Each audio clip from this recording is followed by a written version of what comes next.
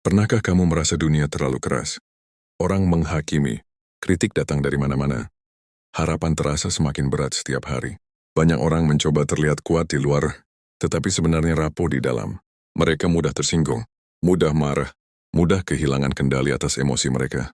Namun ribuan tahun yang lalu, ada sebuah filosofi yang mengajarkan cara hidup yang sangat berbeda.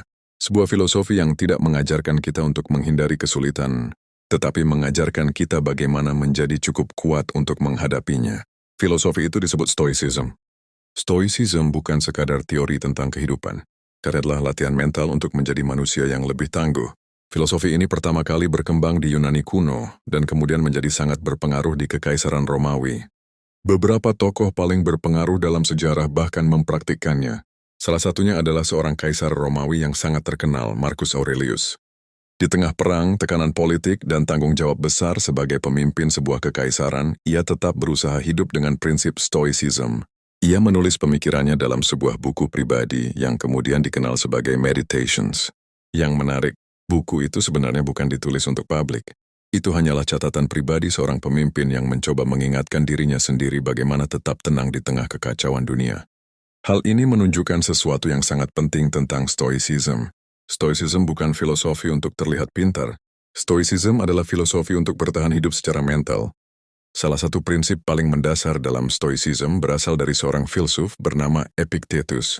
Ia mengatakan bahwa hidup kita sebenarnya terbagi menjadi dua bagian sederhana. Hal yang bisa kita kendalikan dan hal yang tidak bisa kita kendalikan. Kedengarannya sederhana, namun jika dipikirkan lebih dalam, hampir semua penderitaan manusia berasal dari mencampur dua hal ini. Kita mencoba mengendalikan hal-hal yang sebenarnya tidak berada dalam kekuasaan kita. Kita ingin semua orang menyukai kita. Kita ingin semua rencana berjalan sempurna. Kita ingin dunia selalu bersikap adil kepada kita. Namun kenyataannya, dunia tidak bekerja seperti itu.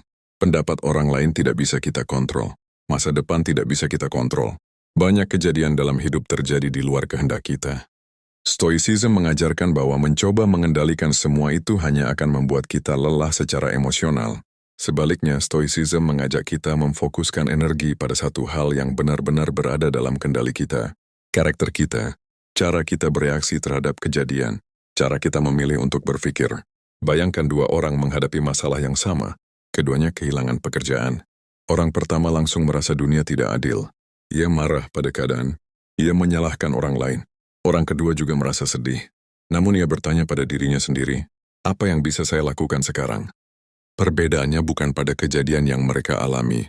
Perbedaannya adalah cara mereka merespons kejadian tersebut. Stoicism mengajarkan bahwa kekuatan sejati tidak berasal dari menghindari kesulitan. Kekuatan sejati berasal dari kemampuan untuk tetap tenang ketika kesulitan datang. Filsuf Stoik lain yang sangat terkenal adalah Seneca. Ia pernah mengatakan sesuatu yang sangat menarik. Kita lebih sering menderita dalam imajinasi kita daripada dalam kenyataan. Coba pikirkan, berapa banyak waktu yang kita habiskan untuk mengkhawatirkan sesuatu yang bahkan belum terjadi. Kita memikirkan kemungkinan terburuk. Kita membayangkan kegagalan. Kita takut akan penilaian orang lain. Padahal sebagian besar dari hal-hal yang kita khawatirkan tidak pernah benar-benar terjadi. Stoicism mengajarkan kita untuk hidup lebih dekat dengan kenyataan, bukan dengan ketakutan dalam pikiran kita. Salah satu latihan mental yang sering digunakan dalam Stoicism disebut premeditatio malorum. Ini adalah latihan membayangkan kemungkinan buruk sebelum itu terjadi. Tujuannya bukan untuk menjadi pesimis. Tujuannya adalah untuk mempersiapkan mental kita. Ketika kita sudah menerima kemungkinan bahwa hal buruk bisa terjadi, kita tidak akan terlalu terkejut ketika itu benar-benar terjadi. Stoicism juga mengajarkan sesuatu yang sering dianggap aneh oleh banyak orang. Belajar merasa cukup. Di dunia modern kita terus didorong untuk menginginkan lebih. Lebih banyak uang, lebih banyak pengakuan, lebih banyak kesuksesan. Tidak ada yang salah dengan ambisi. Namun Stoicism mengingatkan bahwa jika kebahagiaan kita selalu bergantung pada sesuatu yang belum kita miliki, maka kita akan terus merasa kurang. Stoicism mengajarkan bahwa kebahagiaan tidak datang dari memiliki segalanya. Kebahagiaan datang dari kemampuan menghargai apa yang sudah ada. Bayangkan dua orang yang memiliki jumlah uang yang sama. Satu orang selalu merasa kekurangan, sementara yang lain merasa cukup. Siapa yang lebih bahagia? Bukan yang memiliki lebih banyak, tetapi yang mampu merasa cukup. Stoicism juga mengajarkan kita untuk tidak terlalu bergantung pada pujian. Banyak orang menjalani hidup mereka untuk mendapatkan pengakuan, Mereka ingin dipuji. Mereka ingin dianggap sukses. Mereka ingin terlihat hebat di mata orang lain. Namun Stoicism mengingatkan bahwa opini orang lain sangat mudah berubah. Hari ini seseorang mungkin memujimu. Besok orang yang sama bisa saja mengkritikmu. Jika harga diri kita bergantung pada penilaian orang lain, maka kita akan selalu hidup dalam ketidakpastian emosional. Stoicism mengajarkan kita membangun harga diri dari dalam diri sendiri, bukan dari luar. Kamu tahu nilai dirimu bukan karena orang lain mengatakannya, tetapi karena kamu tahu prinsip yang kamu pegang, karena kamu tahu kamu sudah melakukan yang terbaik, karena kamu tahu kamu hidup sesuai nilai yang kamu yakini.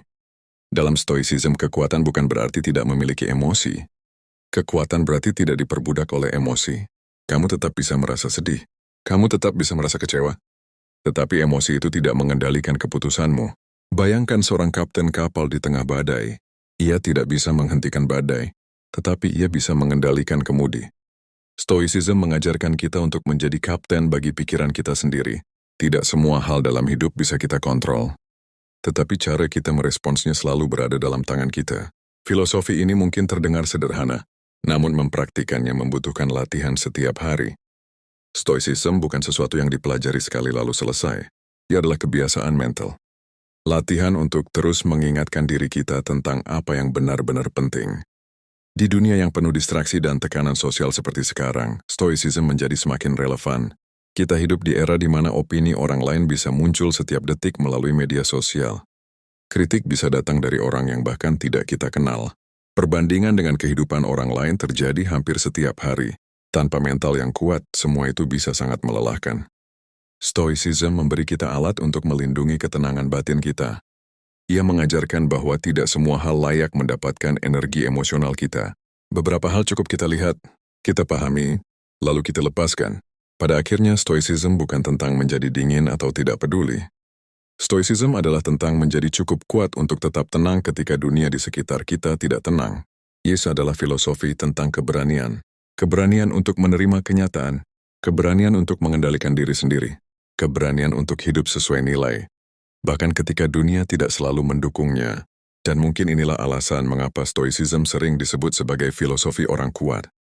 Bukan karena para pengikutnya tidak pernah menghadapi kesulitan, tetapi karena mereka belajar menghadapi kesulitan dengan pikiran yang jernih, dengan hati yang tenang, dan dengan kesadaran bahwa kedamaian sejati tidak datang dari dunia luar, tetapi dari dalam diri kita sendiri.